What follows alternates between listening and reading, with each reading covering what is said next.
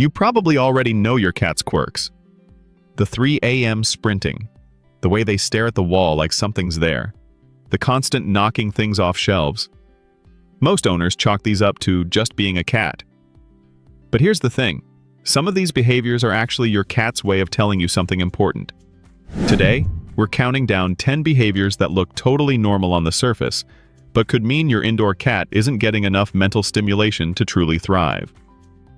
But before we get started, be sure to subscribe to our channel and ring the bell to get notified about our latest videos. Number 10. The sudden zoomies. We've all laughed at the zoomies. Your cat goes from completely still to absolute chaos in about half a second, tears through the house, and then acts like nothing happened. Funny, right? Well, kind of. Occasional zoomies are normal. Cats are crepuscular, meaning they're naturally more active at dawn and dusk. But when the zoomies are happening multiple times a day, every single day, that's excess energy with nowhere to go. In the wild, that energy gets burned through hunting. Indoors, if there's no outlet, the zoomies become the outlet. Think of it less as comedy and more as your cat running laps in a too small enclosure. Number 9. Knocking stuff over. This one has meme status at this point, but stay with me. When a cat deliberately nudges something off a counter and watches it fall, they're not being chaotic for the fun of it. Well, not entirely. They're testing cause and effect. They're using their paws the way they would in a hunting scenario, batting at potential prey to see how it moves. It's investigative behavior. The problem is when this becomes compulsive, when your cat is doing it constantly, to everything, because they have no better outlet for that curious predatory energy. A bored cat will find stimulation wherever they can, and your coffee mug is apparently fair game. Number 8. Obsessive window watching. A cat watching birds through a window is one of the more peaceful things to witness. But there's a version of this that crosses into something else. If your cat spends hours parked at the same window, tail flicking, pupils dilated, chattering at birds they can never reach, that's not relaxation. That's frustration. Researchers call it redirected predatory behavior. Your cat is going through the motions of a hunt that never resolves. No stalk, no pounce, no catch. Just endless anticipation. A little window time is enriching. Hours of unresolved arousal with zero payoff? That's mentally exhausting in a way that leaves cats more wound up, not less. Number 7. Repetitive pacing. This one tends to fly under the radar because it looks like your cat is just wandering around. But there's a difference between a cat exploring a space and a cat pacing the same route repeatedly. Same path, same turns, same stops. Repetitive pacing is a stereotypy, a behavior that develops when an animal lacks environmental complexity. It's the same reason zoo animals pace in enclosures. Your home might be comfortable, but if the layout never changes, there's no novelty to explore and no challenges to work through. It can start to feel like a loop. Not dangerous, not dramatic, just a quiet sign that something's missing. Number 6. Constant attention seeking. There's a version of this that's sweet. Your cat following you around, sitting near you, wanting to be in the same room. That's attachment, and it's lovely. But there's another version that's harder to manage.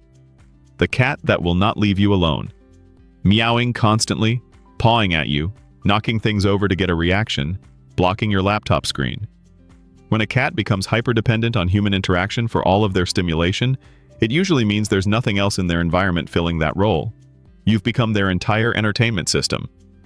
That's a lot of pressure on both of you, and it's a signal worth paying attention to. Number 5. Over-grooming. Cats are meticulous groomers, so this one is easy to miss.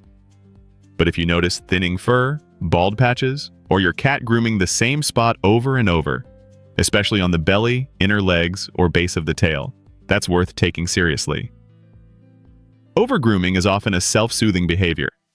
It releases endorphins, so when a cat is understimulated, stressed, or chronically bored, grooming can become a way to self-regulate. It's the feline equivalent of stress eating. Before assuming it's medical, and do rule that out with a vet, consider whether their environment has enough variety and stimulation to keep them mentally balanced day to day.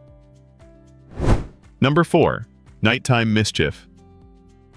If your cat regularly wakes you up between 2 and 4 a.m., you probably already have feelings about this. Knocking things over, meowing, thundering down the hallway, sitting on your face. It's a lot. Part of this is biology. Cats are naturally most active at those crepuscular hours. But a cat that burns enough energy during the day, through play, exploration, and mental engagement, will generally sleep through more of the night. When the nighttime disruptions are consistent and intense, it often means the cat hasn't had a satisfying outlet during waking hours. They're essentially carrying unspent energy into the night and releasing it in the least convenient way possible. Number 3. Hunting frustration. Here's where it gets interesting. Cats are hardwired to hunt. Not because they're hungry, but because the hunt itself is the reward. The stalk, the pounce, the capture. Indoors, most cats have toys, but not many have the full hunting sequence built into their day. When a cat plays half-heartedly and then walks away, or escalates to biting and scratching during play, that's often frustration. The sequence isn't completing. Think about how you'd feel if you kept starting a task and never finished it. Interactive wand toys help, but the key is letting your cat actually catch and kill what they're chasing. That completion matters more than most owners realize. Number 2, the stare down. You know the one. Your cat sits in the middle of the room, completely still, and just stares at you, or at a wall, or at nothing. It can feel eerie, but most of the time it's something simpler. They're waiting for something interesting to happen. In a rich environment, a cat would be making decisions constantly. Where to go, what to investigate, what to hunt. When the environment doesn't offer those decisions, they default to watching and waiting for something external to happen. It's passive behavior in an animal built for active engagement. If your cat spends a lot of time in this mode, the fix isn't more affection. It's more complexity in their environment. Number 1, not knowing how to play. This is the one that hits differently. Some cats, when you bring out a toy, don't really engage. They might sniff it, bat at it once, and walk away. Owners often assume their cat just isn't playful. But cats who've never learned to play, or who've had their attempts at play consistently ignored or misdirected, can essentially lose the instinct. Or rather, they suppress it because it never led anywhere. This is especially common in cats who were solo pets from a young age with minimal stimulation. The good news?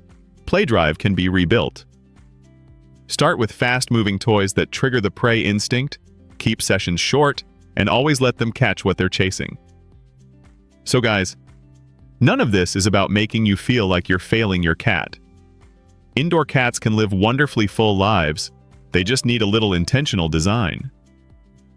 Rotate toys to keep things novel, add vertical space, build in 2 dedicated play sessions a day. Try puzzle feeders. Even small changes add up faster than you'd think. If any of these behaviors sounded familiar, drop a comment. I'd genuinely love to know which one hit closest to home. And if this was useful, a like and subscribe helps this reach other cat owners who might need it.